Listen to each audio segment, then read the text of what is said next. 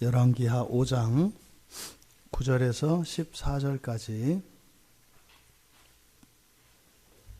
우리 같이 한 목소리로 함께 읽겠습니다.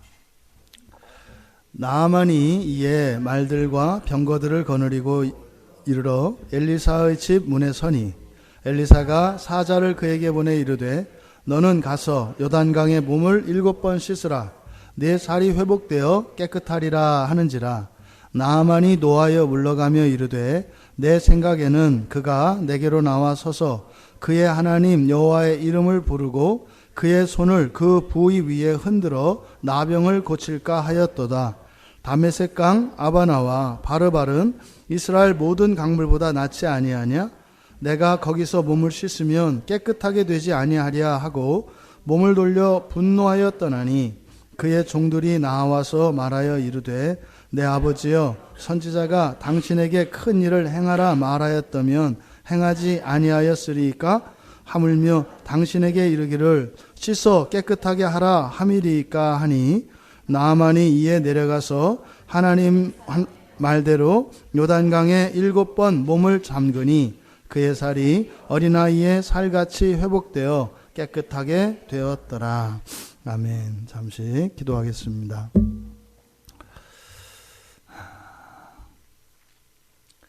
참으로 살아계시며 지금도 이 예배를 받으시고 또한 온 우주를 다스리시는 주님, 이 미련한 사람의 입술을 통하여 하나님의 음성이 들려지게 하시고 그 말씀과 함께 역사하시는 성령의 능력이 믿음으로 받는 모든 이들에게 나타나게 하여 주시옵소서. 예수님의 이름으로 기도하옵나이다. 아멘. 소망의 빛이라는 제목으로 설교하려고 합니다. 소망의 빛. 빛은 어둠을 밝힙니다. 그래서 어둠을 밝힌다는 의미는 보이지 않던 것을 볼 수 있도록 비춰준다는 뜻입니다. 그래서 이 소망이 그런 빛의 역할을 한다는 거죠. 소망은 빛의 기능이 있다. 빛의 기능이 있다. 그래서 볼 수 없는 것을 보게 하고 또 보이지 않는 길을 찾게 하고 그것이 소망의 기능이다. 오늘 본문의 배경이 되는 열왕기하 이 5장 이 본문을 우리가 조금 더 자세하게 여러분들이 살펴보면 좋겠습니다만 다만 그냥 이제 설교를 듣는데 도움이 될 정도로 열왕기라고 하는 책이 무엇인지 알고 가면 훨씬 더 설교가 여러분들에게 실제적으로 다가올 수 있습니다.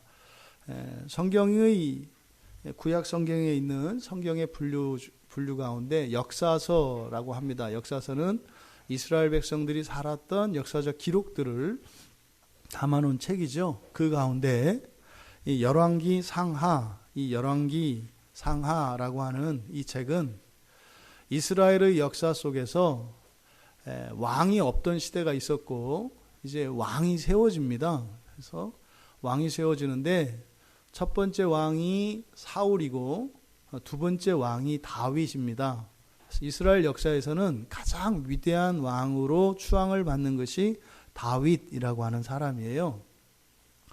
보통 이 다윗에 대해서는 유대교인들이나 기독교인들이나 그에 대해서 가지고 있는 존경심과 이런 것은 이루 말할 수 없죠. 그런데 이 열왕기 상하, 이렇게 상하로 되어 있는 이 열왕기라고 하는 이 성경은 이제 그 다윗이 기력이 다 쇠하고 이제 늙었을 때 이야기입니다. 그래서 다윗의 아들이 그 솔로몬인데 이제 다윗이 늙고 노쇠해져서 기력이 없을 때 정말 과거에 그 다윗의 영화가 완전히 사라진 그때 이제 솔로몬에게 왕위를 넘겨주는 그 일로 시작을 합니다. 그런데 그러자마자 일어나는 일이 뭐냐면 이스라엘이 남과 북으로 분열됩니다. 우리나라가 마치 해방의 기쁨을 잠깐 맛보고 난 뒤에 남한과 북한으로 이렇게 이데올로기의 대립으로 갈린 것처럼 이스라엘이 솔로몬, 다윗의 뒤를 이은 솔로몬이 이제 왕이 되면서 이렇게 남과 북으로 이렇게 찢깁니다. 그리고 나서 결국에는 멸망하는 이야기를 담아놓는 게 이 열왕기라고 하는 책이에요. 그러니까 어쩌면 이 열왕기라고 하는 책을 확 줄이면 이 세상을 살아가는 한 개인의 인생입니다. 어쩌면 그 개인도 그냥 개인이 아니라 우리는 예수를 믿을 수 있는 복음 앞에 초청된 사람이라고 이해를 해야 합니다. 사실은 교인들이에요. 교회에 자기의 이름 석자를 올렸던 모든 사람들에 대한 이야기로 보시면 됩니다. 여러분, 생각보다 훨씬 적은 사람들이 교회에 와서 예배를 드립니다. 최소한 50%는 거의 절대로 교회에 한 번도 와본 적 없고요. 이렇게 연속해서 2주, 3주를 예배 드린 사람은 뭐 30% 이 정도밖에 안 됩니다. 전체 인구에서 말이에요. 그러니까 여러분들이 예배 드린 걸 따지면 내가 상위 몇 프로 되겠구나 이렇게 따지시면 돼요. 그런데 이 열왕기라고 하는 책은 바로 뭐예요? 왕위를 물려받았던 솔로몬으로부터 시작돼서 난장판입니다. 계속 찢기고 갈리고 우상 숭배하고 불순종하고 그리고 마지막에는 멸망당하는 이야기예요. 이 설교는 그리고 하나님의 말씀은 세상 사람들을 향하여 있지 않습니다. 하나님 믿는 사람들을 향해서 있는 거예요. 이 열왕기의 역사는 교인의 역사라고 보시면 돼요. 교인의 역사.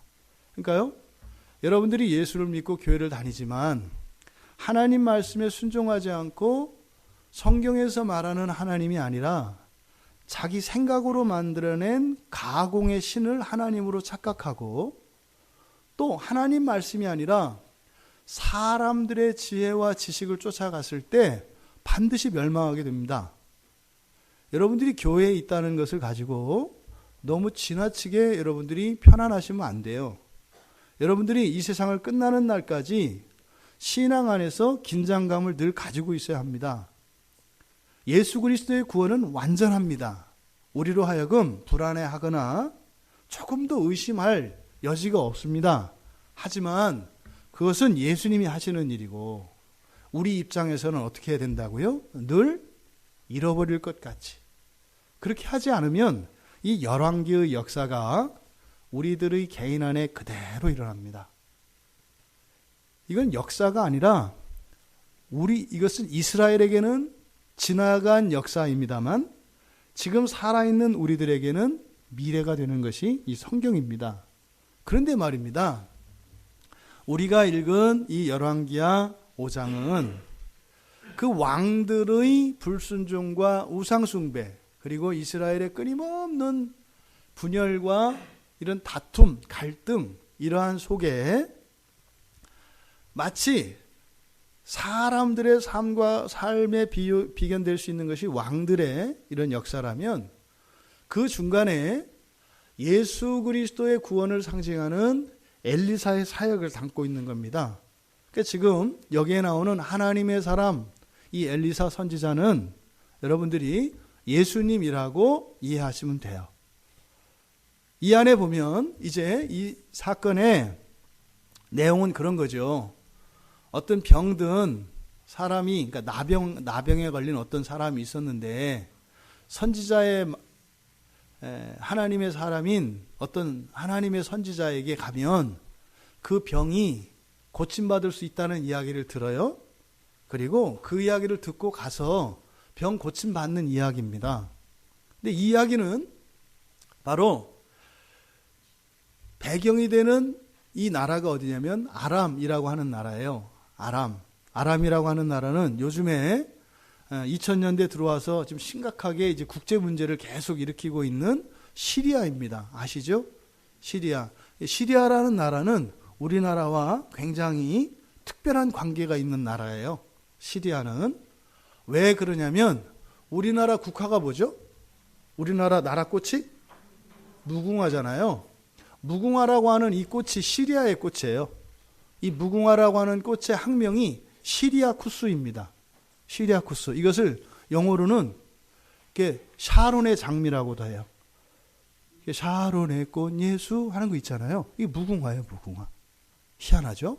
그래서 이 시리아라고 하는 나라는 우리나라 국화의 학명이 되는 나라 이름이에요. 근데 그 시리아가 바로 이때 당시에는 아람이었습니다. 아람이라고 하는 곳은 이스라엘의 저 북쪽, 북부지방에 있는 거예요. 근데 이 아람이라는 나라는요, 그저 이방 민족이 아닙니다. 여기는 이삭의 아내, 아브라함의 아들 이삭의 아내인 그 리브가 고향이 이 아람이에요. 그러니까 이스라엘 사람들 그 혈통 안에는 아람의 피가 흐르고 있죠. 그래서 신명기 26장 5절에 가면 야곱을 표현할 때 방랑하는 아람 사람이라고 해요. 사실 야곱이 그 외가에 가서 살잖아요. 그렇죠? 그래서 이스라엘 사람들은 아람과 먼 친척벌이 되는 나라입니다. 사실은. 하지만 역사 속에서는 이 아람과 이스라엘은 끊임없이 전쟁을 일으킵니다. 침략하고 정복하고 하는 일들이 계속됩니다. 근데 다윗 때는 이 아람이 정복이 돼서 이스라엘에 이렇게 조공을 바치는 그런 처지였습니다. 근데 지금 우리가 보고 있는 이 열왕기하 5장의 이 본문에서는 다윗 이후로 이스라엘의 국력이 심각하게 이제 떨어지고 약해지고, 그래서 아람의 세력이 엄청 커져서 오히려 이제는 이스라엘이 아람의 눈치를 보는 그런 상황이었습니다. 이런 역사적 배경을 두시고 여러분들이 이제 본문 속으로 들어가기를 바랍니다. 1장에 보시면 아람 왕의 군대 장관 나아만 이렇게 소개합니다. 근데 아람은 이스라엘과 어떤 나라라고요? 적대적인 나라예요. 그리고 지금은, 옛날에는 이렇게 이스라엘이 정복을 해서 다스리던 나라인데 오히려 지금은 눈치를 보는 나라가 아람이라고 하는 나라예요. 그런데 그 나라의 군대 장관, 그런데 군대 장관도 그냥 군대 장관이 아닙니다. 크고 존귀한 자, 그러니까 뭐 총사령관쯤 되는 거예요. 이 사람이 대단한 거죠. 그런 적국의 장수인 이 나아만의 병을 이스라엘의 선지자가 고쳐줬다는 얘기입니다. 여러분 보세요. 여기서 두 가지 서로 다른 관점이 나와요. 그냥 왕들의 싸움으로 보면 지금 현재 이스라엘과 아람은 경쟁관계, 적국입니다. 근데 하나님은 이스라엘의 하나님일 뿐만 아니라 동시에 아람의 하나님이에요. 왜냐하면 성경에서 이 아람이 그렇게 존귀한 자가 된 이유가 1절 끝에 보면, 하반절에 보면 여호와께서 그에게 아람을 구원하게 하셨다 그래요. 그러니까 지금 아람과 이스라엘이 서로 싸우고 이렇게 치고받고 있습니다만 사실은 하나님께는 아람이나 이스라엘이나 다 똑같이 뭐예요? 하나님의 백성들이라는 말이에요. 그러니까 우리가 이 세상을 살아가는 우리의 삶의 정황을 잠깐 멈추고 돌아보면 그러죠. 경쟁관계에 있잖아요. 모든 사람들이.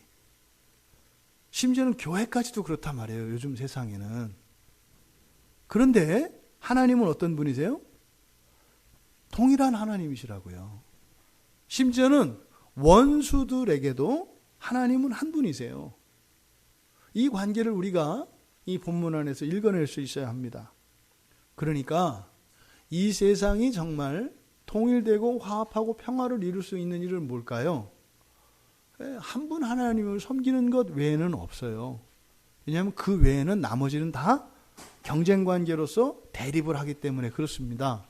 근데 지금 이 성경이 이야기하고자 하는 게 바로 그거예요. 지금 현실적으로 보면 서로 적대관계에 있는 두 나라 사이에서 하나님이 구원하시는 이야기거든요. 지금 이 아람의 군대 장관인 나아만, 그가 큰 용사이지만 나병 환자다. 이렇게 얘기합니다. 큰 용사이지만 나병 환자다. 나병이 뭔지 아시죠? 예, 나병은 문둥병입니다. 그래서 이 나병의 가장 끔찍한 것은 사실은 뭐냐면 감각을 상실하는 거예요. 나병이 제일 무서운 건 그겁니다. 감각을 상징하는 거예요. 그래서 이 육체적인 나병은 정신적으로, 영적으로 하나님을 감각하지 못하는 사람을 나타내요. 하나님 두려워하지 않고 내 삶 속에 내 영혼에 일어나는 심각한 이런 죄의 문제를 인식하지 못하는 사람들을 영적인 나환자 이렇게 얘기를 합니다. 그러니까 지금 이 나만이라고 하는 사람은 아람에서 거의 1인지하 만인지상의 위치에서 절대 권력과 명예를 누리는 사람이에요. 뭐예요? 다 가졌다는 거예요. 근데 그가 뭐다? 한 가지 감각이 없다는 거예요. 지금 여기서는 육체적인 질병으로 나병을 얘기하고 있습니다만 성경은 분명히 이것을 상징적으로 그가 하나님을 알지 못하는 것에 대해서 이야기합니다. 나만은 단지 이 세상에서의 삶의 영광과 영화가 모든 것이라고 생각하고 있는 사람이에요. 그 사람을 지금 나병 환자라고 이야기를 하는 겁니다. 여러분, 그가 아무리 이 세상에 부귀영화를 다 누리고 그렇게 천하를 호령하는 사람이라 할지라도 일신에 자기 몸에 치명적인 질병인 나병에 걸려 있으니 다른 유익이 그에게 무슨 행복이 되겠습니까? 그랬던 그에게 이스라엘 땅에서 잡아온 여종아이 하나가 그의 병이 고쳐질 수 있다라고 하는 복음이죠. 좋은 소식이잖아요. 그 문제를 해결할 수 있다고 하는 어떤 길, 방법이 있다고 하는 이 복음을 전해 주었습니다. 여러분 생각해 보세요. 이 여자아이는 어린아이래요. 그리고 붙잡혀온 종이래요. 근데 지금 이 복음을 듣고 있는 것은 나만이에요. 나만과 어린 소녀를 비교해 보세요. 상대가 안 되잖아요. 근데 누가 누구를 도와줘요? 이 종된 어린 소녀가 나만을 도와줘요. 여러분, 어느 누구에게나 우리들은 큰 도움을 얻을 수 있습니다. 잊지 마셔야 합니다. 어떤 경우에도 일방적으로 누가 누구를 돕고 누가 누구에게 도움받는 일은 없습니다. 모두에게 도움받을 수 있습니다. 사실 이 세상에서 가장 지혜로운 사람은 누굴까요? 만나는 모든 사람에게서 배우고 도움을 얻을 수 있는 사람, 이 사람이 가장 지혜로운 사람입니다. 사실은요, 가만 잘 듣기만 해도 어떻게 돼요? 다른 사람이 열심히 몇 년 동안 공부한 거를 몇 분 만에 다 배울 수 있어요. 왜? 어차피 공부해봐야 이렇게 딱 걸릴 거 몇 개 안 되거든요. 그러니까 여러분들이 잘 들어야 돼요. 근데 어떻게 해요? 대부분 그걸 못해요. 정말로 생각보다 훨씬 더 안 합니다. 공부도 안 하면서 듣지도 안 해요. 그러면 어떻게 되겠어요? 점점 나병 환자가 돼가는 거죠. 여러분, 이 어린 소녀를 통해서 나만이 복음을 들었다.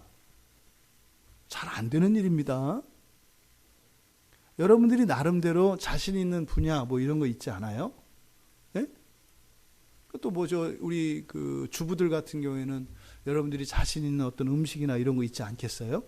또 인정받는, 자타가 공인하는 그거에 대해서 누군가가 이렇게 훈계하고 훈수 들면 어떻게 생각하겠어요? 귀 등으로도 안 듣잖아요. 안 들어오거든요. 왜요? 이거는 절대적으로 내가 옳다고 생각하는, 그리고 절대적으로 나보다 못하다고 생각하는 사람이 이야기를 할 때 그게 들어오지 않는 거예요. 그런데 이 나만이라고 하는 사람은 그걸 들어요. 이게 굉장한 일입니다. 어마어마한 일이에요. 그거를 받아들인다고요. 그리고 나서 이 나만이 아람 왕에게 그 사실을 이야기하고 아람 왕이 이제 그에게 선물을 들려서 이스라엘 왕에게 부탁하는 겁니다. 그 선지자를 통해서 이 나만을 고쳐주도록 말이죠. 그렇게 해서 찾아갔는데 이스라엘 왕은 어떻게 해요? 나만이 찾아왔더니 순수한 의도로 보는 게 아니라 오해해요. 뭐라고요? 딴지를 걸어서 이스라엘을 공격하려고 한다고 생각해요. 왜요? 이스라엘 왕은 이스라엘의 왕이야말로 사실은 뭐예요? 이 사람이 나병 환자인 거죠. 아니, 자기 나라에 정말 하나님의 능력으로 나병을 고칠 수 있는 선지자가 있어요. 그거를 알고 그걸 듣고 아람에서 사람이 왔는데 정작 그 선지자가 있는 그 나라의 왕은 모르고 있어요. 이런 일이 이제 우리 교회 안에서 일어나는 거예요. 가끔 여러분들이 예수를 믿지 않고 교회 밖에 있던 사람들이 교회에 옵니다. 왜요? 예수님 소문을 들은 거죠. 복음 소문을 들은 거죠. 그리고 나서 그 소망을 붙들고 오는 거죠. 와서 만나는 게 이스라엘 왕들이에요. 그런 거 없어. 큰일 났다. 뭐 이렇게 가는 거죠. 그때 이제 선지자가 나만을 부릅니다. 그래서 병을 고쳐줬다는 이야기입니다. 지금 병에 걸린 나만이 복음이 필요한 사람이죠. 정말 부족한 게 아무것도 없던 사람이 나병이라고 하는 치명적인 질병에 걸려서 누군가의 도움이 필요했고 그 도움을 받을 수 있다고 하는 복음이 전해졌을 때 그 복음을 듣고 이 나아만의 심령 안에는 소망의 빛이 딱 켜진 거예요. 소망의 빛이. 그래서 그 빛을 따라간 겁니다. 그래서 그 빛을 어떻게 따라갔으며 또 빛을 따라가는 그 여정에 있었던 일어난 그 일들을 통해서 우리들이 그 유익을 누리고자 하는 것입니다. 만약에 이 세상에 어떤 사람이 자신의 힘으로뿐만 아니라 사람의 힘으로는 도저히 어찌할 수 없는, 벗어날 수 없는 이런 절대적인 곤란한 상황과 어려운 환경에 처해 있다면 그런 사람이 나만 아니겠습니까? 그런 사람들을 향해서 끊임없이 복음이 선포됩니다. 어떻게 해요? 고침받을 수 있다고요. 구원받을 수 있다고요. 끊임없이 선포됩니다. 근데 문제는 그런 복음을 선포하는 게 누구예요? 어린 여종과 같은 이들에게서 그런 복음이 선포가 돼요. 이게 잘 안 믿어진다고요. 그러니까 어떻게 해요? 요즘에 바꿔가지고 나만과 같은 사람들을 통해서 복음을 전하려고 하잖아요. 저는 세계적으로 전 유명하다고 생각 안 하는데 세상 사람들이 저를 다 알아주고 부러워하는 사람인데요. 이런 거죠. 제가 예수를 만나서 이렇게 됐어요. 이런 이야기를 듣고 싶잖아요. 승리의 복음, 영광의 복음. 왜요? 어린 여종의 복음을 듣지 않으니까. 그런데 말입니다. 그렇게 우리가 확실하게 믿을 수 있을 것 같은 사람들에게서 복음이 전해질 때 순전한 복음으로 들리지를 않아요. 그게 무슨 말이냐면 우리 안에 있는 이런 의심의 장벽과 그리고 믿을 수 없는 이런 것들이 드러나질 않아요. 왜? 그 사람이 너무 훌륭해서 그 사람 말이 그냥 믿어져요. 그러니까 복음이 믿어지는 게 아니라 뭐예요? 그 사람이 믿어지니까. 그러니까 사실은 우리가 복음을 받아들일 수 없는 상태, 다시 말해 복음을 방해하는 이런 죄들이 드러나지 않는다고요. 그러니까 뭣도 모르고 따라가면 나는 그걸 믿었다고 생각했는데 나중에 보니까 안 되는 거예요. 왜 그래요?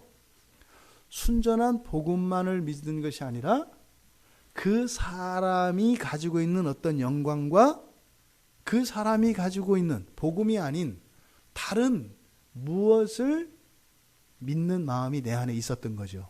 그것이 마지막에 가면 그렇게 정말 모래 위에 지어진 집과 같이 무너지는 경험을 하게 됩니다. 그래서 사실은요, 어린 소녀, 이 어린 여종과 같은 이들에게서 복음이 들려올 때가 가장 기회가 좋은 거예요. 사실 그때가 가장 듣기가 어려워요. 가장 듣기 좋을 때는 사실은 그걸 통해서 우리가 그 복음의 능력을 맛보기가 가장 또 어려워요. 여러분들이 인생을 살면서 이런 나만과 같은 상황에 처할 수 있습니다. 지금 현실이 여러분들에게 그런 상황일 수도 있습니다. 그렇다면 지금 나만에게 들려졌던 그 복음에서 그 소망의 빛을 발견하고 그것을 따라가서 그 구원을 얻었던 나만의 여정이 우리에게는 분명한 유익과 도움이 될 것입니다. 이것은 나만과 같은 또 다른 누군가를 위해서 하나님께서 주신 복음의 빛이기 때문에 그렇습니다. 오늘 이 나만이 고침을 받는 이 기사를 통해서 우리 모두에게 그런 은혜가 부어지기를 바랍니다. 우리가 여기서 눈여겨보아야 할 것은 바로 그 소망의 빛을 무엇이 가리고 있었던가 하는 겁니다. 그러니까 소망의 빛을 놓쳐버리면 길을 잃어버려요. 길을 잃어버리면 거기에 다다를 수 없어요. 그러면 다시 처음으로 돌아가야 되는 것입니다.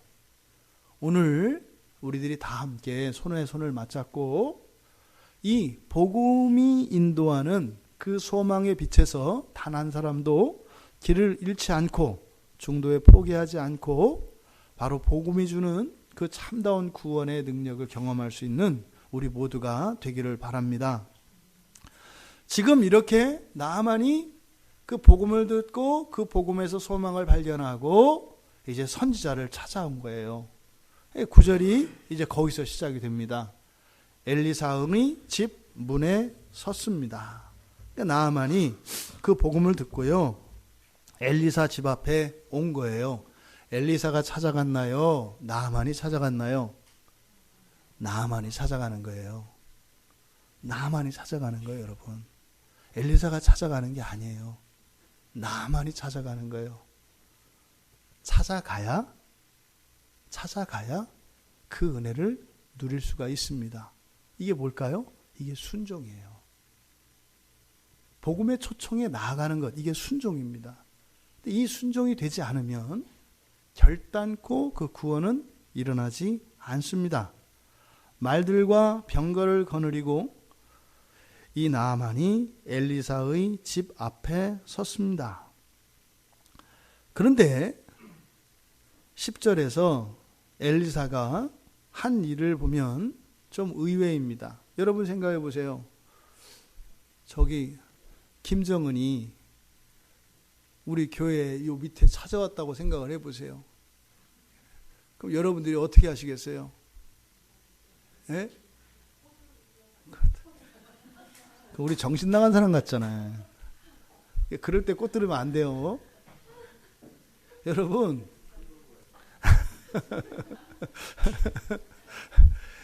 이렇게 사실은 이스라엘과, 그럼 트럼프로 할까요? 트럼프 대통령이 이렇게 왔어요.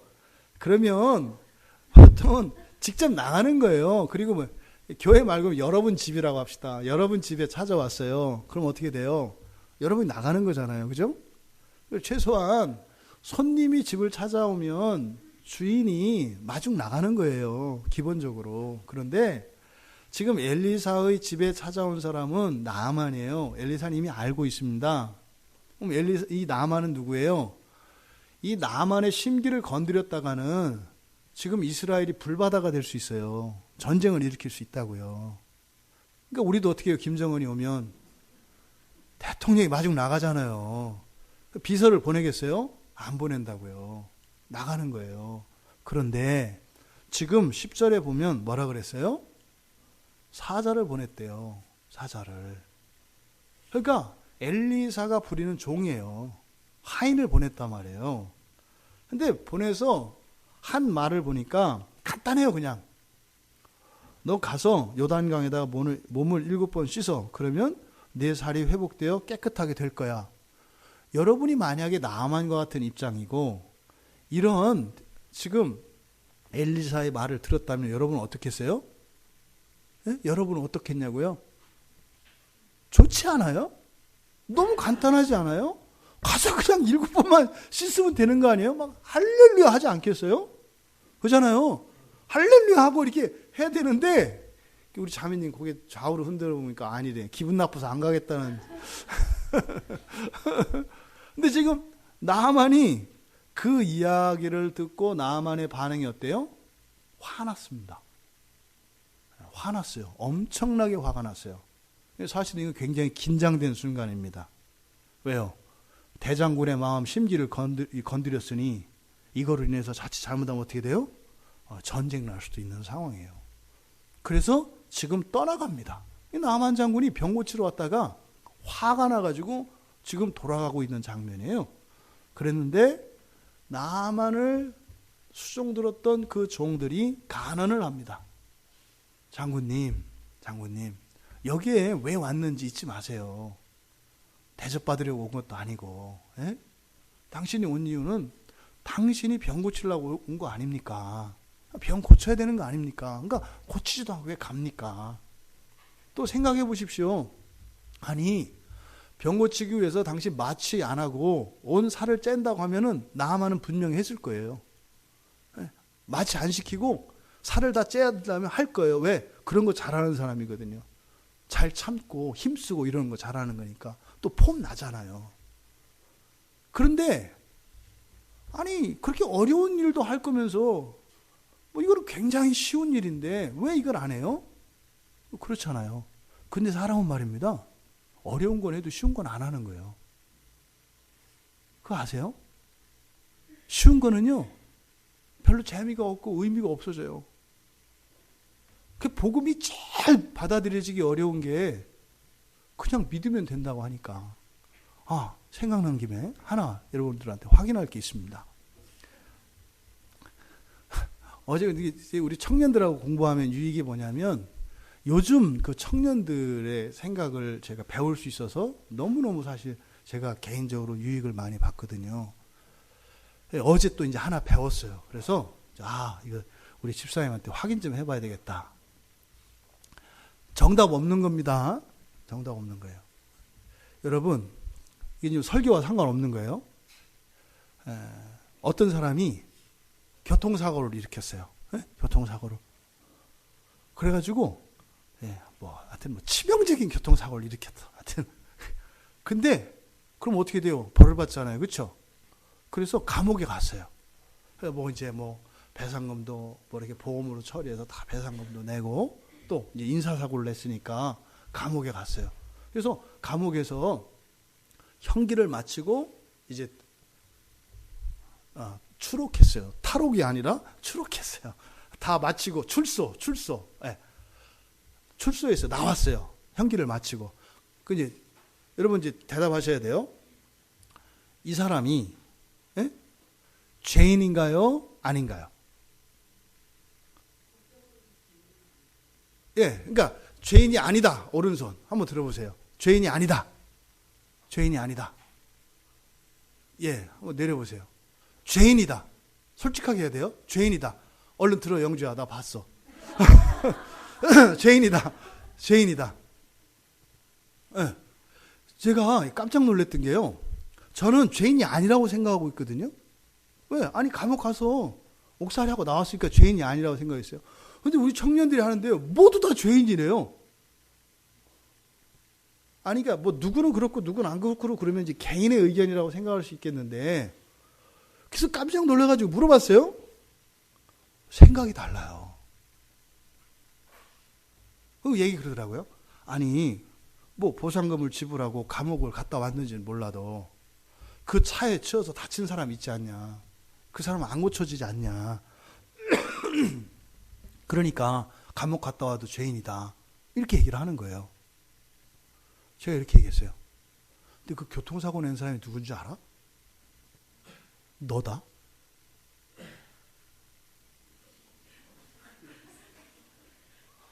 교통사고 낸 사람이 너야. 감옥 갔다 온 건 뭘까요? 예수님이 십자가에서 나를 대신해서 죽으신 거예요. 제가 어제 이래서 복음을 들을 수가 없구나. 안 믿어지는 거예요. 심지어는요, 그게 부당하다고 생각이 되는 거예요. 어떻게 죄를 졌는데 예수를 믿는다고 죄가 용서돼? 이거는 공정하지 않다고 생각하는 거예요. 이게 교회 안에 있는 사람들에게도 이런 일이에요. 이런 생각을 가지고 있었던 분은 제 설교를 못 알아들었을 거예요. 제 설교 안 들려요, 그러면. 분명히 안 들렸어요. 왜냐하면 제가 하는 모든 설교의 전제는 이게 깔고 가는 거거든요. 예수를 믿으면 완전히 죄가 사라졌다라고 하는 전제 하에서 모든 설교를 다 해요. 그러면 그게 안 믿어지는데 이 설교가 들리겠어요? 안 들려요. 여러분, 복음은 말입니다. 그냥 이 세상에 있는 게 아니에요. 우리가 이렇게 논리적으로 이해하고, 예? 우리가 생각하는 어떤 정의, 이런 거에 부합되는 게 아니에요. 그것을 초월하는 어떤 거거든요. 예수를 믿으면요, 정말 모든 죄가 다 사해져요. 여러분들이 지금까지 지었던 모든 죄가 다 사라진다니까요. 사라지는 게 봐주는 게 아니에요. 아예 애시당초 잊지도 않았던 게 되는 거예요. 지난주에 우리가 세례식이 있었잖아요. 이 세례의 효과가 그거예요. 죄사함인데 죄사함은 뭐예요? 내 과거에 있었던 그 모든 죄가 그냥 사라져요. 그 이유는 나에게 있지 않아요. 누구에게 있어요? 예수가 완전하신 분인 거예요. 예수님의 십자가 사건이 말입니다. 완전한 거예요. 그래서 예수님이 십자가에서 죽으신 그것 때문에 우리의 죄가 완전히 사라지는 거예요. 이게 복음의 핵심이거든요. 이게 안 받아들여지는 거예요. 나만 장군에게, 또 나만 장군뿐만 아니라 다른 어떤 사람들에게 이 복음이 전해졌을 때 말이죠, 조금 도움은 되겠지, 이렇게 받아들여진다고요. 도움은 되겠지. 그러니까 어떻게 해요? 태도가 미적지근하다고요. 여러분이 어떤 영양제 먹었을 때 영양제에 대한 기대가 있잖아요. 근데 왜 꼬박꼬박 안 챙겨 먹어요? 먹으면 도움 되지만 안 먹는다고 해가 될 건 없지 않는가, 이렇게 생각한다고요. 근데 복음은 그렇지가 않아요. 먹으면 살고 안 먹으면 죽어요. 빠뜨릴 수 있는 게 아니라니까요. 그러니까 오늘날 이 시대정신 속에서는요, 복음을 받아들일 수 없도록 이렇게 세뇌되어 있어요. 여러분, 공짜로 주는 게 좋은 거일 수 있어요? 여러분들이 지금 뭐 컴퓨터가 2개 돌아가니까 대답을 안 하지만, 우리 상식으로는 공짜는 좋은 거일 수 없어요. 나쁘지 않으면 감사한 거지. 근데 성경에서 말하는 복음은요, 공짜인데 말입니다, 최고로 좋은 거래요. 굉장히 믿기 어려운 거예요, 여러분. 하나님이 이렇게 내 마음속에 믿게 해주시기 전에는 이게 받아들여지는 게 아니라고요. 근데 이 나만이 그런 겁니다. 복음이 좀 어렵고 값도 좀 요구하고 이러면 믿겠어요. 그런데 아니 요단강물에 들어가서 7번 씻으라는 게 이게 무슨, 그럼 내가 지금 반대로 어떤 거겠어요? 그럼 내가 이거를 못해서 지금까지 나병에 걸렸다고? 내가 지금까지 인생이 이렇게 비비 꼬이고 고생한 게 예수를 제대로 안 믿어서라고? 그러니까 어떻게 돼요? 아, 그럼 예수를 믿으면 되겠네, 이렇게 가야 되잖아요. 그게 아니라 화가 나요. 그딴 게 어딨어? 이렇게 한다고요. 이게 지금 나만이 보여주는 행태가 바로 이겁니다. 어떻게 그럴 수가 있냐는 거예요. 자기가 아람의 군대 장관으로서 정말 훈련도 가장 뛰어났을 거고 용맹이며 뭐며 가장 뛰어난 사람인데, 나병에 걸린 이것이 고작 요단강물에 몸을 7번 씻지 않아서 내가 아팠다는 거야? 이렇게 들리는 거예요. 그 얘기 아니죠, 그죠? 요단강물에 씻지 않았으니까 병 걸렸다는 얘기 아니에요.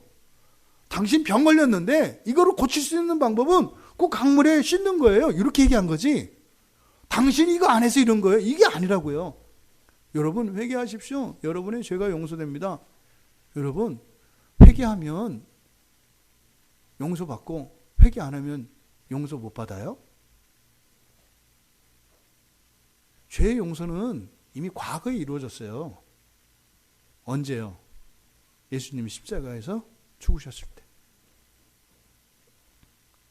우리가 지을 수 있는 가능한 모든 죄에 대해서 예수님이 선불로 벌을 다 받으셨어요. 여러분들이 한번 죄 져보세요. 그 죄에 대해서 죄값을 치렀나 안 치렀나? 다 치러놨어요, 예수님이. 그거 시험하려고 여러분 죄 짓는 거잖아요. 이것도 값 치렀을까 해보는 거죠. 진짜? 요건 안 했을까? 이렇게 해보는 거죠. 해보세요. 하나도 빠짐없이 다 치러놓으셨어요. 죄 져보세요.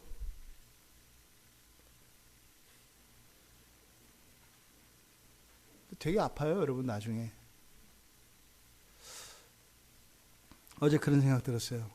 제가 가끔이 아니라, 보니까 자주 얘기를 하더라고요. 제가 하나님을 떠나서 산 적이 있어요.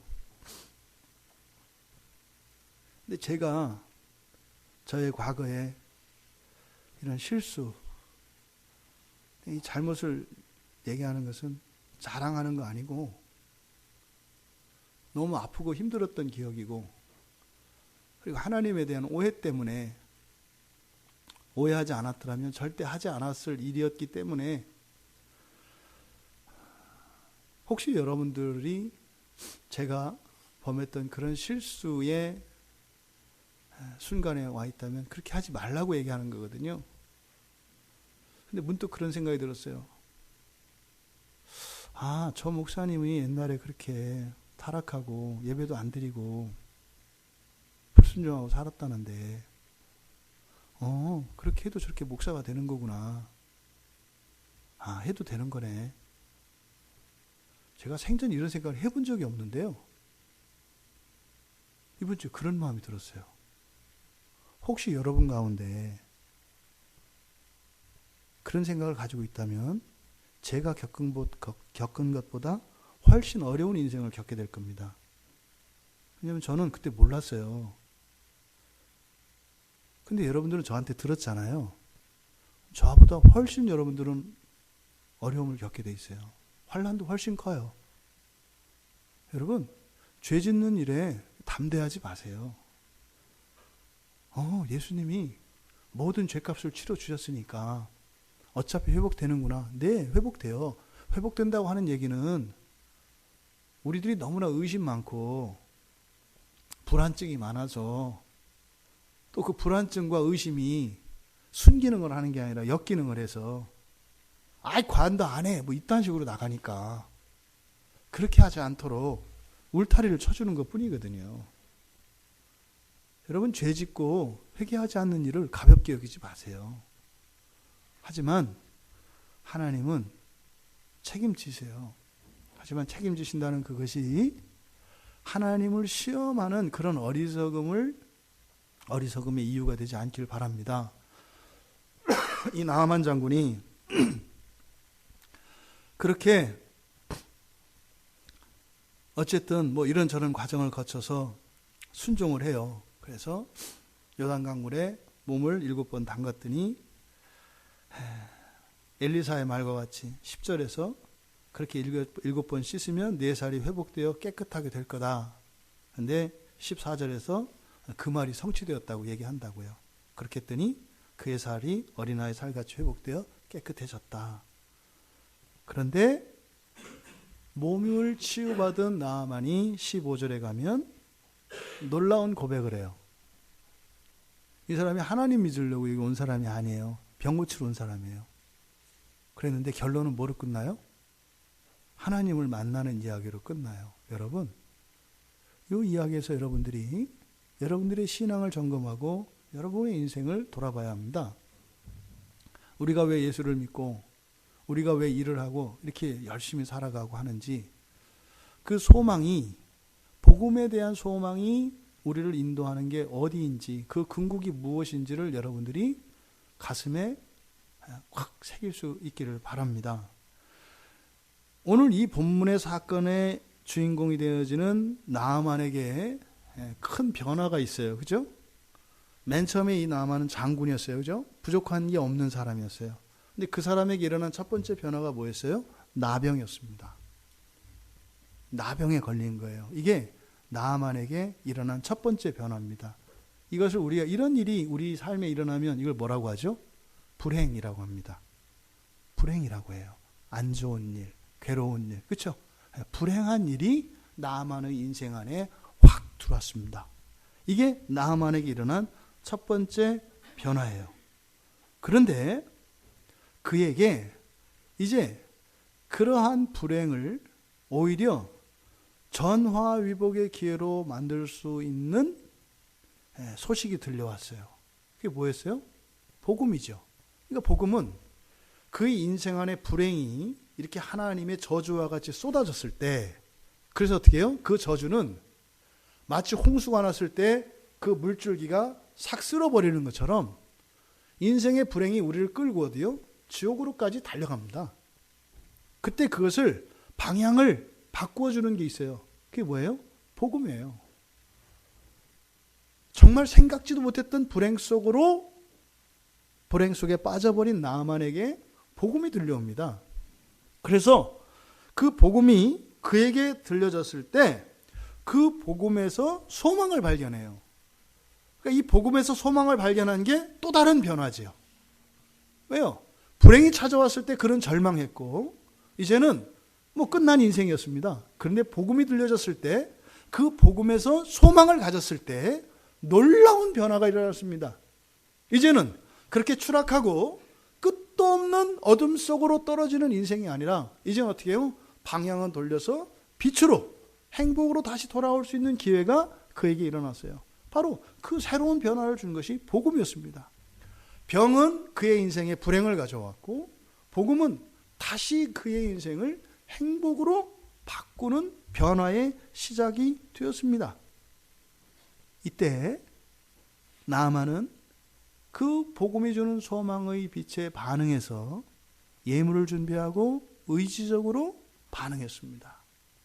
그래서 어떤 일이 일어났어요? 병고침을 받았습니다.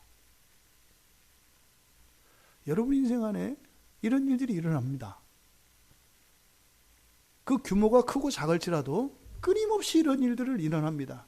여러분들이 고통과 시름과 좌절과 어려움의 나락으로 떨어질 때 그때마다 복음은 쏜살같이 여러분에게 찾아와서 들려집니다. 어떻게 해요? 구원의 길로 나오라고 말합니다. 그때마다 여러분들은 그 소망의 빛을 발견할 수 있어야 돼요.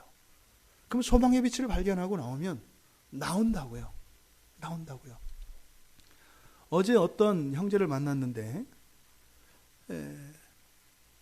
수원에 있는 옛날 삼성전자 있을 때 삼성에 다니던 형제였어요.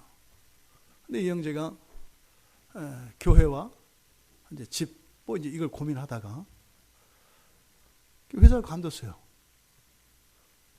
왜냐하면 이게 지금 제대로 살기가 어려울 것 같은 거예요.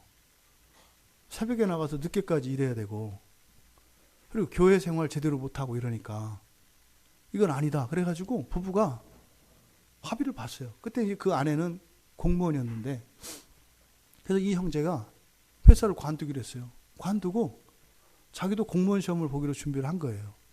근데 자기가 얘기하더라고요. 그 형제가 하나님의 은혜였다고. 그 결정도 하나님의 은혜였고 합격한 것도 하나님의 은혜였고 지금은 둘이 부부가 구청에서 같이 근무하면서 아주 행복한 삶을 살고 있어요. 만약에 삼성에 지금 있었다면 꿈도 꿀 수 없는 인생이죠. 부부가 같이 구역 모임에 나오고 주중에 예배 나오고 아이들 서로 양육하고 돌보면서 여유 있는 삶을 살아요. 굉장히 어려운 일이잖아요. 그 형제가 그 삼성에 다닐 때 굉장히 어렵잖아요. 대기업에 다니면 어렵거든요. 일을 무지무지 해야 돼요. 근데 돈 때문에 안 할 수가 없어요. 왜? 그거 안 갖다 주면 아내가 뭐라고 하거든요. 월급이 떨어지면. 그래서 아내 무서워서 사실은 되게 그냥 다녀요. 그만두고 싶은데. 근데 이 형제가 복음을 본 거예요, 빛을. 이건 아니지. 이건 아니지. 이렇게 사는 게 아니지. 근데 놀라운 것은 그 자매에게도 하나님이 같은 마음을 주셔서 그럼 여보, 내가 당신 시험 합격할 때 할 때까지 뒷바라지 할 테니까 걱정하지 말고 여보, 그만둬. 그만둬. 내가 뒷바라지 할게. 당신은 독서실 가서 공부만 하고 내가 아이들 키울게. 3명. 집사님 공부해야 된다니까요.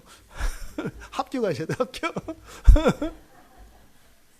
근데 정말 하나님이 은혜를 주셔서 6개월 만에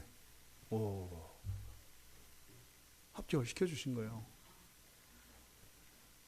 이거는 하나님이 하시는 거예요. 여러분, 나만 장군이 병 고친 이야기나 그 형제가 그 지옥과 같은 직장에서 나와서 신앙을 중심으로 따뜻한 가정생활하며 살게 된 거나 하나도 안 틀려요. 똑같은 거예요. 여러분들도 예외 아니에요, 여러분. 이거는 어떤 사람에게 특별히 자격 요건이 있거나 그런 거 아니라고요. 뭐예요? 정말 이 복음에서 그 소망의 빛을 발견하고 소망의 빛을 따라가면 누구나 다 그렇게 되는 거예요. 누구나 다. 이 사람이 누구라고 했어요? 아람 장군이라니까요. 하나님의 선민이라고 여겼던 이스라엘에게는 원수가 되는 나라의 장군이라니까요. 그조차도 복음에서 소망의 빛을 따라가니까 구원을 얻잖아요. 더 하물며 예수 그리스도 안에 있는 여러분들은 어떻겠어요? 여러분, 정말 여러분들의 인생에 이 소망의 빛이 빛의 이끌림을 받고 그 구원을 다 누리실 수 있기 바랍니다. 이 나아만이 그렇게 병에서 고침받을 수 있었던 것은 몇 가지 이유가 있어요. 첫째, 나아만에게는 복음을 들려주는 사람이 계속 있었어요. 이렇게 갑작스런 변화가 일어났어요. 병에 걸렸을 때. 그 병에서 구원받을 수 있는 복음을 들려준 여종이 있었어요. 여종. 그러니까 복음을 들려주는 사람이 있었다고요. 또 이렇게 그 복음을 듣고 갔다가 그 기회를 잃어버릴 뻔했잖아요. 화를 내고 떠났으니까, 그죠? 그때 또 다시 한번 복음을 전해준 같이 나아만을 수행했던 종들이 또 있었어요. 그러니까 나아만 옆에는요, 끊임없이 복음을 전해주는 누군가가 있어요. 여러분에게 복음을 들려줄 수 있는, 복음을 들려주는 누군가가 있다면 이것은 사실은 살아날 기회가 있는 거예요. 근데 여러분 주변에 복음이 끊긴다면 두려운 겁니다. 그래서 우리가 예배를 드리고 말씀 있는 자리로 나아가는 것은 뭐예요? 우리는 복음이 필요하기 때문에. 복음이 필요하기 때문에. 어느 한순간 정말 복음이 들려지면 그 빛에서 소망을 발견하면 바뀌는 거예요. 지난주에 우리 이종률 집사님이 아주 오랫동안 기도하던 특별히 어려운 어떤 자매님이 있어요. 그러니까 너무 좀 특별한 상황이어서 아마 정말 우리 집사님 거의 가슴으로 낳은 자식과 같은 그런 분이에요. 이렇게 만날 수가 없는 분이에요. 만날 수가 없는. 근데 그분 어머님과 동시에 만나게 되는, 사실은 그게 어두운 먹구름이 낀 것 같은 상황이었어요. 사실은 없어야 되는데 그 먹구름이 몰려와서 도저히 안 될 것 같은 그런 상황이었어요. 저도 사실은 이제 이미 조금 이제 얘기 들었고 상황이 보통 상황이 아니었기 때문에 상당히 조심스러운 게 있었죠. 저도 이제 또 가끔 이 먹구름 되시는 분이 흘끗흘끗 쳐다볼 때마다 가슴이 철렁철렁하고 그렇게 했어요. 여러분들이 그 상황이 잘 이해가 안 돼서 그래. 이쪽에 얘기하는데 저쪽에서 오가며 이렇게 한 번씩 딱 쳐다볼 때 이 전자파가 나온단 말이에요. 근데 그분이 여기 와서 앉아서 이분을 통해서 하나님이 일하실지 어떻게 하셨겠어요? 오히려 방해가 된다고 여겼던 그 어머니가 딸한테 너 이 교회 가라고. 교회 가야 된다고. 너 여기 가면 하나님이 고쳐주실 거라고. 말이 돼요? 그래서 우리가 전도하는 이유가 그래요. 그러니까 전도해서 뭘 하려는 게 아니라 제가 한 거 아니잖아요. 전 떨었다니까요. 먹구름 때문에 걱정했다니까요. 그런데 그냥 복음을 전하면 복음에는 그 생명을 살리는 힘이 있거든요. 근데 거기서 소망의 빛을 발견하는 것은 각자에게 달려 있어요. 근데 그 모녀가 거기서 소망의 빛을 딱 발견하니까요. 모녀 인생이 바뀌었어요. 다음 주부터 나오신다고 했는데 오늘 아들 면회 가기로 해서 오늘 못 나오신대요. 근데요, 교회 나오고 안 나오고를 떠나서 그날 그 자리에 그 두 분 안에는 인생이 바뀌었어요. 모녀 관계가 바뀌었거든요. 인생에 대한 이해가 바뀌었어요. 엄마 어떻게 지금까지 그렇게 힘든 인생, 저주받은 인생처럼 살고 감사했다 그래? 지옥같이 여겨지는 그 삶을 감사하다고 하더라니까요. 그걸 왜 감사한다고 하지 아세요? 그런 어려운 상황이 아니었습니다. 하나님 못 만났어 이러더라고요. 그러니까 처음에 제가 들어갈 때 우리가 만나기 전에 그 모녀와 복음에서 소망의 빛을 보고 난 뒤에 모녀는 다른 사람 됐어요. 인생도 바뀌었어요. 과거에 대한 이해도 바뀌었어요. 여러분이 복음 안에서 소망의 빛을 발견하면 말입니다. 이렇게 되는 거예요. 누구나 다. 누구나 다. 예수 안에는 차별이 없어요. 이 아람 장군에게도 그 구원의 일이 일어난다니까요, 여러분. 그 구원의 은혜를 다 누리시기를 바라요. 그런데 공통적인 것은 뭐예요? 이 구원받기 이전에 나아만이 어떤 사람이었을까? 이걸 우리가 좀 살펴보면 그것을 우리가 좀 흔적을 찾을 수가 있어요. 단서를. 병 고침 받기 전까지 나아만의 이런 행태를 보면 그 사람이 어떤 사람이었는가를 우리가 알 수 있어요. 본문에 나타난 이 나아만은 순종하는 사람이었어요. 왜 제가 순종하는 사람이라 했을까요? 왕에게 인정받았잖아요. 엘리사에게는, 하나님에게는 불순종하는 사람이었어요. 근데 이 사람은 누군가에게 순종할 줄 아는 사람이었어요. 순종할 줄 아는 사람은요, 어딘가에서 누군가에게 반드시 인정을 받습니다. 어떤 사람이 나는 평생 누군가한테 인정받아 본 적이 없어요. 순종을 모르는 사람이에요. 순종하지 않는 사람은 어느 누구에게도 인정받지 못합니다. 아무리 능력이 뛰어나고 그의 업적이 대단해도 인정받지 못합니다. 항상 뒷담이 옵니다. 그런데요, 순종하는 사람은 말입니다. 능력이 좀 없고 좀 모자라도 말이죠. 인정을 받습니다. 어디에서나 인정을 받아요. 그러니까 이 나아만은 아람 왕이 아주 지극히 존귀한 자로 여겼어요. 왜 그럴까요? 순종이에요. 순종하지 않는 사람은 결코 인정받지 못합니다. 그러니까 나아만은 선지자에게 오기 전, 여호와 하나님을 알기 전에 그는 먼저 순종의 훈련을 받은 사람이었어요. 순종하는 사람이었어요. 다만 순종의 대상이 달랐죠. 여러분, 성공하고 싶고 그냥 세상적으로 인정받고 싶으세요? 순종하세요. 그러면 성공해요. 성공한다니까요. 그리고 인정받아요. 그렇게 하면. 근데 순종하지 않는 사람은요, 결코 어느 누구에서도 인정을 못 받아요. 그럼 매슬로우의 그 욕구 이론 중에 있잖아요. 사람에게 중요한 욕구가 뭐예요? 인정받는 거죠. 근데요, 순종 없이 자신의 어떤 행위나 공로로 인정받으려고 하면은요, 뼈를 깎는 삶을 살아야 돼요. 그런데도 마지막에는요, 배신받아요. 왜요? 그 사람을 인정한 게 아니라 그 사람의 능력만을 이용하는 거거든요. 버림받게 되어 있습니다. 여러분, 순종하는 여러분들 되시기 바랍니다. 먼저 순종을 하셔야 돼요. 먼저. 이거를 요즘 우리 부모들이 자녀들을 다 망쳐놨죠. 자녀들에게 순종 훈련을 시키지 않아요. 어떻게 돼요? 이 아이들의 인생은 불행의 길로 가게 돼 있습니다. 여러분 생각해 보세요. 열심히 사는데 사람들한테 인정받지 못할 때 어떻게 했어요? 그 인생이. 예? 너무 외롭고 고되지 않겠어요? 근데 나아만은 왕에게 철저히 순종하는 사람이었습니다. 두 번째로 이 사람을 보면 주관이 확실한 사람이에요. 복음을 딱 들었을 때 어떻게 해요? 즉각적으로 반응하잖아요. 그죠? 여러분, 모양이 되게 웃깁니다. 이스라엘의 여종 하나가 한 말을 가지고 왕한테 가서 여러분들이 말할 수 있다고 생각해 보세요. 왕한테 가서 얘기했는데 근거가 뭐예요? 그냥 지나가다가 들은 얘기야. 어느 종이 얘기했는데 이랬대. 이런 얘기했을 때 여러분 상대방이 어떻게 보겠어요? 우습게 볼 수 있어요. 아니 근거도 없는 그 얘기를 가지고 지금 얘기해 이럴 수 있다니까요. 그러니까 이 나아만이라고 하는 사람은 자기 주관이 확실한 사람이에요. 이게 사실 이렇게 다른 사람들이 보면 다른 사람한테 놀림받을 수 있는 그런 상황이거든요. 그런데요, 왕한테 가서 얘기하는 거 보세요. 자기 주관이 확실하잖아요.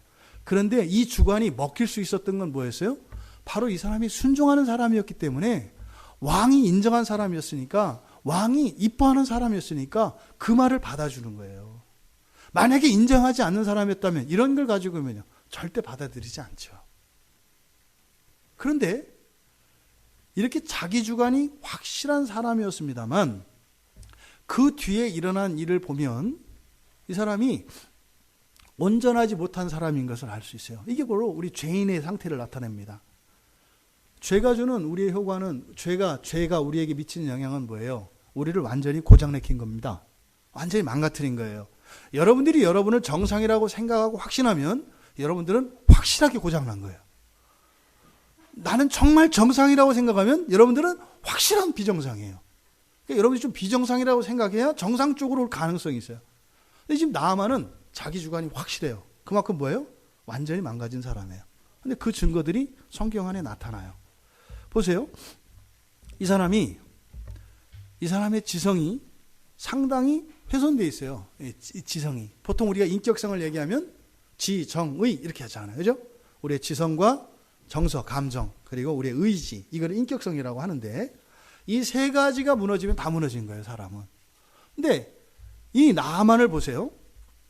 나아만이 병에 걸린 사람이고 이 병은 고칠 수 없다는 걸 알고 있는 사람이죠. 그렇잖아요. 자기가 방법이 있었다면 시도했을 거 아니에요. 그게 없어서 지금 여기 온 거 아니에요. 그랬는데 보세요. 지금 나아만의 병을 고쳐주려고 하는 엘리사가 어떤 처방을 딱 내렸는데 나아만이 어떻게 해요? 그건 틀렸다 이렇게 딱 생각하죠. 틀렸다고 생각하잖아요. 그러니까 이 사람의 지성이 어떤 거예요? 이거 완전히 잘못된 거예요. 훼손된 거예요. 아니 자기는 전적으로 자기는 어떻게 할 수 없다는 걸 알아. 그래서 도움받기 위해서 갔어. 그럼 어떻게 해야 돼요? 그 사람이 하라는 대로 해야 되는 거 아니에요. 정상적인 사람이라면. 그런데 그 얘기를 해줬더니 이 사람은 어떻게 해요? 틀렸다 이런다고요. 아니 자기는 그 방법을 모르는데 누군가가 알려줬는데 틀렸다. 논리적으로 맞지 않다니까요. 어떻게 돼요? 해보고 나서 따져야 되는 거죠. 이게 논리적으로. 왜? 병 고쳐야 되니까. 그러니까 지금 나아만이 하는 이 나아만의 행동을 보면 나아만은 어떤 생각을 해요? 요단강은 강축에도 안 끼거든요, 사실은. 이게 강이라고 할 수도 없어, 사실. 강 정도 되려면 한강 정도는 돼야 강 되는 거지, 강. 그 얘기가 그거예요. 다메섹에 있는 아바나와 바르발, 이 정도는 돼야 강이지. 에? 그래야 몸을 담궈도 좀 폼이 나지. 이 얘기하는 거예요. 그러니까 자신은 알지 못하는 것에 대해서 누군가가 이야기를 해줬는데 그걸 판단해요. 이성적이지 않다 이 말이에요. 지성이 훼손돼 있죠. 또 두 번째, 아니 자신이 도움받기 위해서 찾아온 그 선지자가 자기한테 그 병 고칠 수 있는 방법을 얘기했는데 왜 승질을 내? 이상하지 않아요? 아니 도움받기 온 사람이 도와주는 사람한테 왜 화를 내냐고요. 그러니까 이 사람의 감정이 망가진 거죠. 성질 낼 때 성질 안 내고 성질 내지 말아야 할 때 성질을 내는 거예요. 그러니까 사실은 이 나아만은 화를 내지만 이 화는 자기가 내는 화가 아니에요. 자기도 왜 화나는지 몰라. 화나서 그냥 돌아가는 것 뿐이죠. 근데 우리가 이 나아만의 분노에 대해서 우리가 추론할 수 있는 거 있어요. 왜 이 나아만이 화를 냈을까? 첫째는 이 선지자의 대접, 이 태도가 굉장히 불쾌했을 수 있어요. 모욕당한 그런 수치심을 느꼈을 가능성이 많아요. 이 세상에 어느 누가 나만 장군이 나갔는데 그렇게 아무도 이게 나물라라고 사신 보내는 사람이 어디 있겠어요? 예? 왕도 지금 만나고 왔는데. 근데 기껏 선지자 하나 정도가 이거는 뭐 진짜 뭐 파리 하나 보도 우습죠. 나만이 보기에. 왜 선지자로 인정 안 하거든요. 예? 다른 그 신을 섬기는 그냥 무당 정도로밖에 생각 안 한다고요. 근데 하찮은 무당 같은 것이 자기를 모욕하니까 사실은 이 나만이 지금 병에 걸리긴 걸렸습니다만 사실은 환자가 아니라 누구예요? 암몬의 장수라고요. 이걸 잊으면 안 되죠. 이런 모멸감과 수치심이 화나게 했을 거예요. 그런데 사실은 엘리사는 그를 모욕하거나 그를 그렇게 그에게 수치심을 주려고 하는 의도가 전혀 없어요. 뭐예요? 그냥 사실대로 얘기했을 뿐이에요. 하나님의 사람이니까 하나님이 말하는 대로 했을 뿐이에요. 그냥 하나님이 당신 가서 7번 씻으래요. 그럼 고쳐주신대요. 이 얘기 한 것뿐이거든요. 근데 이것을 어떻게 해요? 장군인 나에게, 선지자인 네가 이런 태도로, 그러니까 지금 여기서 하나님의 말씀, 하나님 앞에서 이 관계가 이루어지는 것이 아니라 인간관계로 딱 바뀌니까 나만 안에는 뭐예요? 불쾌감과 수치심이 딱 드는 거예요. 그러니까 화가 나는 거죠. 그러니까 사실은 이거는 사실과 전혀 상관이 없는 분노입니다. 이거는 그냥 만들어진 거예요. 이거는 근거도 없고 아무것도 없다니까요. 태우는 불이죠. 그냥 일어난 거예요. 그렇다 하더라도 이 나아만이 선지자에게 다시 한번 구하든지 아니면 선지자 말을 들을 수 있잖아요. 화나도. 그렇지 않아요? 화를 낸다고 우리가 뭐 가는 건 아니잖아요. 분노를 일으켰어도 씻을 수는 있잖아요. 근데 이 사람은 어떻게 돼요? 분노를 일으키고 그대로 해. 또 뭐야? 나는 한다면 하는 사람이야. 뭐 이렇게 한 거죠. 이때는 한다면 하는 대로 하면 안 돼. 이때는 한다 하더라도 하지 말아야 될 상황이거든요. 근데 이 사람의 의지는 잘못된 그 감정에서 잘못된 판단과 잘못된 감정의 말을 듣고 잘못된 결정을 해요. 떠나가요. 그러니까 의지도 망가진 거예요. 그러니까 지금 지성이나 정서나 의지 뭐 하나 지금 제대로 된 게 없다고요. 이 중에 하나만 살아남았어도 최소한 선지자를 떠나는 일 없다니까요. 하나님의 구원에서 떠나지 않아요. 최소한 하나만 살아도. 그러니까 떠날 때는 언제예요? 셋 다 망가졌을 때. 셋 다 망가지면 구원에서 멀어지는 거예요. 이게 나아만의 상태였던 겁니다. 그래서 사실상 이렇게 자기 주관이 확실했고 하지만 불완전한 자기 자신에 대한 절대적인 신념, 이것은 사실은 그가 병을 고치는 데는 최대 걸림돌인 거죠. 최대 걸림돌이에요. 사실 나아만에게 여러 번의 위기가 왔습니다. 그러니까 병을 고치지 못할 그런 위기가 여러 번 왔어요. 그 첫 번째가 여종이 전해준 거. 이것도 위기죠, 사실은. 여종이 말했기 때문에 안 들을 가능성이 많았다고요. 그런데도 어떻게 했어요? 이 사람은 들었어요. 그러니까 첫 번째 위기는 넘겼죠. 복음이 들려졌을 때 복음을 차버리지 않고 들었잖아요. 첫 번째 위기 넘겼다고요. 두 번째 위기는 사실은 7절에 보면 이스라엘 왕에게 찾아갔을 때 이스라엘의 왕의 태도예요. 이스라엘 왕 보세요. 7절에. 이스라엘의 왕이 그 글을 읽고, 이 글은 뭐예요? 암몬 왕이 지금 나아만 편에 들려 보내준 편지예요. 추천서죠. 근데 그 글을 딱 읽더니 뭐라 그래요? 자기 옷을 찢으며 이르되 내가 사람을 죽이고 살리는 하나님이냐? 그가 어찌하여 사람을 내게로 보내 그의 나병을 고치라 하느냐? 지금 뭐예요? 나아만을 앞에 두고 지금 이스라엘 왕이 하는 거예요. 그래서 너희는 깊이 생각하고 저 왕이 틈을 타 나와 더불어 시비하려 함인 줄 알미라.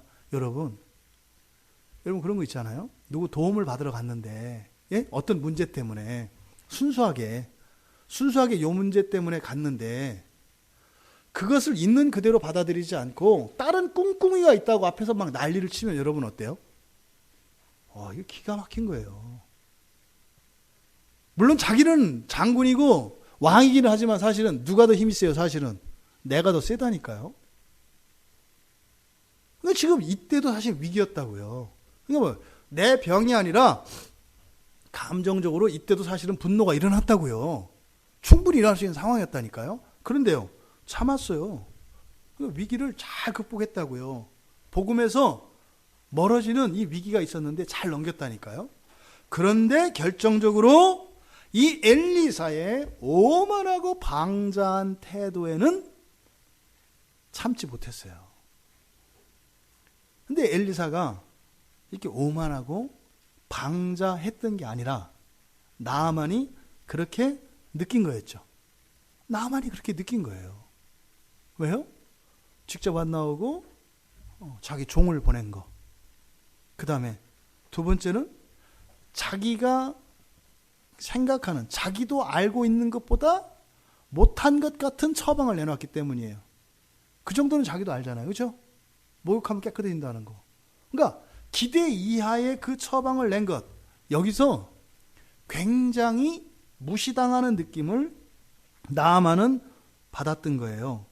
왜 이것을 무시당했다? 그러니까 엘리사의 처방을 무시당했다고 하냐면 10절에 봐보세요. 10절에 엘리사가 나아만한테 뭐라고 그랬어요? 한번 봐보세요. 10절 같이 한번 읽어보겠습니다. 시작.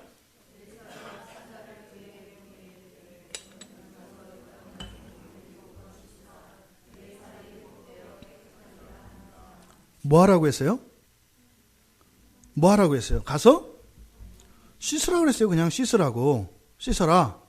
그런데 뒤에 가보면 14절에 나아만이 14절에 어떻게 했다 그래요? 내려가서 하나님의 사람의 말대로 요단강에서 7번 몸을, 엘리사는 씻으라고 그랬어요. 근데 나아만은 어떻게 했어요? 잠갔어요. 그러니까 이건 무슨 말이에요? 엘리사는 씻으라고 했는데 나아만이 듣기는 뭐라고 한 것처럼 들렸어요? 잠그라고 한 거로 들렸다고요. 언어가 이렇게 왜곡이 일어나요. 그러니까 여러분들은 그냥 좋게 얘기를 했는데 상대방이 화낼 때 있잖아요. 오해한 거잖아요. 오해가 일어난다고요. 그러면 그냥 씻으라고 한 거예요. 그럼 씻으면 되잖아요. 그런데 나아만은 그걸 씻으라는 말로 안 들리고 잠그라고 하는 말로 들린 거예요. 그럼 보세요. 여기서 잠근다라고 하는 이 말은 굉장히 특별한 말입니다. 원래 이 잠근다고 하는 이 타바르라고 하는 말이거든요. 이 타바르라는 말은요, 원래 재물의 피에 적실 때 이 타바르라고 해요. 그러니까 이 피에 적시는 것은 뭐예요? 죽은 죄 있는 것, 아니면 죽은 것, 그러니까 죄인을 뜻해요. 죄인, 죽은 것, 이런 것을 뜻해요. 그러니까 지금 씻으라고 했을 때, 그러니까 엘리사가 씻으라고 했을 때 나아만은 엘리사가 자기한테 뭐라고 얘기하는 것 같았냐면, 당신 죄 때문에 병 걸린 거야. 당신 그 죄가 씻겨야 돼. 당신 죄 때문에 그런 거야. 이렇게 들린 거예요. 그래서 화가 난 거라니까요. 그리고 모욕당했다니까요. 아파서 온 사람한테, 여러분 생각해 보세요. 여러분이 어려운 일이 있어서 저를 찾아왔어요. 아, 목사님, 제가 이런 일이 있어요. 그때 딱 하는 거죠. 무슨 죄 졌어요? 이거 어떻게 해요, 여러분? 죄는 늘 짓는 것 때문에 짓는 건데 뭐 놀랍진 않잖아요. 근데 이 대목이 지금 그런 얘기 할 때가 아니잖아. 내가 지금 큰 문제가 생겨서 왔는데 무슨 죄 졌어요? 이러면 뭐 신학적으로 모든 고통의 원인은 죄요. 뭐 이렇게 이 얘기 할 때가 아니잖아요. 근데 나아만은 그렇게 들린 거예요. 그래서 잠갔다라고 이야기한다.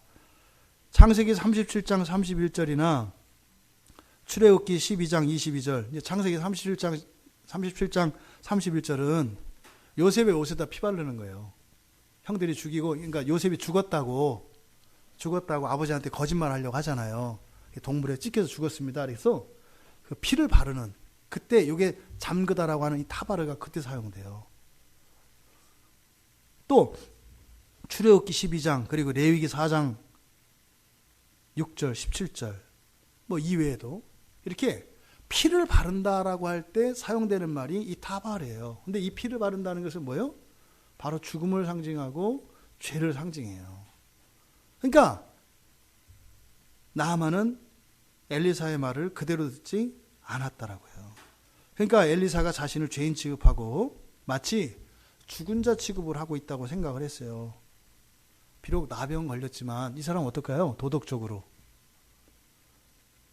깨끗한 사람이에요. 일반적으로. 보통 지도자의 위치 있는 사람은 요즘에 세상이 좀 이상해져서 그렇지 원래 지도자의 위치 있는 사람들은 도덕적으로 다른 사람들보다 좀 우월한 사람들이 원래 지도자 위치에 있는 거예요. 근데 나아만은 어떻게 해요? 완전히 일반인보다 못한 걸로 지금 취급하고 있잖아요. 이랬던 나아만 이 세 번째 위기에 딱 걸려 넘어졌습니다. 그래서 떠났잖아요. 그런데 이때 다시 그 위기를 반전시킨 게 뭐였어요? 복음이었죠. 또다시 종들에 의해서 전해 들려온 복음이었습니다. 그러니까요, 여러분들이 이런 진리의 음성을 들을 수 있는 것은 굉장히 복됩니다. 그리고 비천하신 분, 나보다 못한 것 같은 사람, 그리고 그럴 만한, 들을 만한 이유가 없는 것 같은 사람들에게서 이런 복음을 들을 수 있다면 굉장히 복된 겁니다. 그러면요, 설사 우리의 오류와 우리의 연약함으로 넘어진다 할지라도 결단코 거기에 끝나는 것이 아니라 거기서 회복될 수 있어요. 그러니까요, 늘 경청하고 이렇게 복음을 들을 수 있는 분별력을 가지고 있는 것은 사실은 이 세상을 살아가는 그리스도인들의 최고의 힘이라고 할 수 있죠. 말씀 들을 수 있는, 진리를 들을 수 있는 귀가 항상 열려 있기를 바랍니다. 이제 그가 요단강에 가서 7번 몸을 잠갔습니다. 근데 이 잠갔다라고 하는 것이 물에 담근다라고 하는 의미로 사용된 경우가 2번 있어요. 2번. 주로 이렇게 피에 적시는 것을 담근다고 하는데, 민수기 19장 18절과 그리고 여호수아 3장 15절 이 2번이 물에 담글 때 이 말을 사용해요. 그러면 민수기 19장 18절은 죽은 시체와 관련돼서 그리고 무덤과 시체와 관련돼서 부정하게 됐을 때 정결하게 하는 거예요. 그러니까 앞에서 이야기한 사실은 나아만은 오해했죠. 엘리사가 정죄한다고. 근데 그 의미는 맞았던 거예요. 참 희한하죠. 의미는 맞았던 거예요. 그러니까 죽은 시체와 같았던 상태가 나아만의 상태예요. 그래서 그에게는 뭐예요? 이 물로 씻음으로 살아나는 정결케 되는 은혜가 필요했던 거예요. 그런데 이것이 복음 안에서 이해되지 않았기 때문에 나아만은 화가 났던 거죠. 두 번째로 여호수아 3장 15절은 바로 여호수아가 요단강을 건널 때, 이스라엘 백성이 요단강을 건널 때 제사장들이 발에 물을 담그는 사건이에요. 이때 바로 이 담근다는 이 단어가 물과 관련돼서 나타나요. 그러니까 물과 관련돼서 잠근다라고 하는 이것은 뭐예요?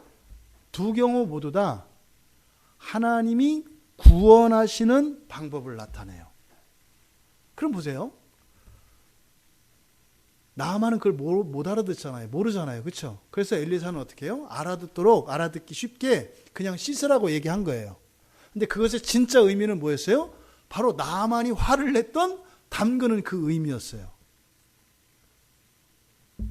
우리가 말씀을 듣고 화날 때 그때가 언제예요?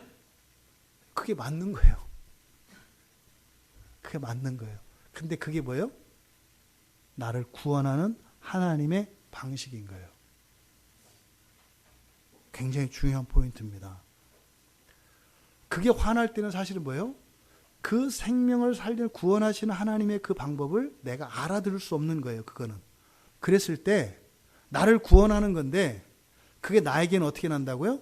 화로 나와요. 그랬을 때 어떻게 되겠어요? 순종하며 나아갔을 때 그 구원이 일어난다라는 겁니다. 병든 나아만에게 복음이 들렸고 소망은 나아만을 복음으로 이끌었습니다. 그래서 병도 고쳤고 또 더 나아가서 그는 하나님을 알게 됐습니다. 병을 고치고 난 나아만, 사실은 병 고친 것보다 더 중요한 게 뭐였어요? 하나님을 만난 것이에요. 하나님을. 여러분들이 인생의 문제와 어려움들을 겪고 거기서 구원을 얻고 도움을 얻었을 때 그 뒤에서 여러분들은 하나님을 만나셔야 돼요. 여러분들의 소원이 성취되어지고 여러분의 어려움이 해결되었을 때 반드시 여러분은 거기서 하나님을 만나셔야 돼요. 그래서 여러분의 삶 속에서 일어나는 구원의 경험들은 하나님을 더욱 알아가는 데 도움이 돼야 돼요. 그랬을 때 그 구원의 궁극인 저 영원한 하나님 나라를 향해서 가게 되어 있습니다. 소망은, 이 나아만이 복음을 듣고 받아들였던 것은 그 소망의 빛을 봤기 때문입니다. 그리고 그 소망은요, 새로운 변화로 나아만을 이끌었습니다. 그리고 나아만을 이끌었던 그 소망, 소망이 이끌어내는 모든 변화는 다 하나님 나라를 향하여 가는 여정입니다. 소망의 빛을 따라가면 반드시 하나님 나라에 다다르게 됩니다. 그러면 소망의 빛을 따라간 나아만이 나병을 고쳤을 뿐만 아니라 하나님을 만나게 되는 거예요. 여러분 인생에 이런 문제들이 여러분들이 복음이 필요한 동기가 됩니다. 그런 의미에서 우리 인생에 일어나는 환난과 어려움은 유익한 게 돼요. 하지만 복음에 노출될 수 있는 계기가 되긴 합니다만 그 복음에서 소망의 빛을 발견하지 못한다면 그저 그것은 여러분의 인생의 불행한 사건으로 끝나게 될 것입니다. 여러분, 소망은 복음의 능력을 맛보게 해서 현실적인 어려움들과 현실적인 구원을 경험하게 합니다. 하지만 더 나아가서는 하나님을 온전히 알게 합니다.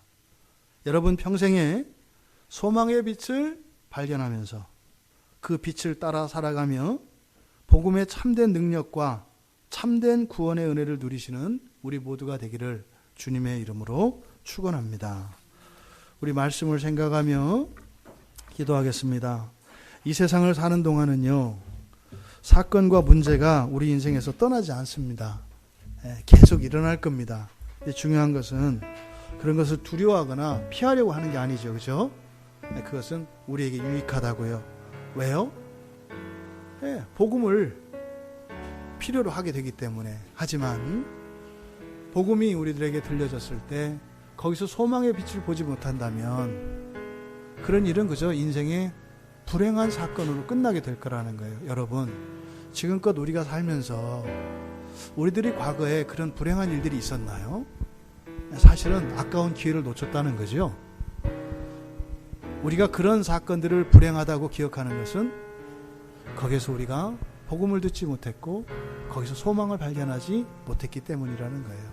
하나님, 내 평생에 정말 어렵고 정말 힘들 때 복음이 들려지게 하시고 그 복음에서 소망의 빛을 발견하게 하셔서 오히려 그것을 전화위복시키는 정도가 아니라 그것을 통해서 하나님을 더욱 알아가는, 그래서 하나님 나라를 향하여 나아가는 은혜를 내려달라고 우리 같이 말씀을 생각하며 찬양하시고 같이 기도하겠습니다.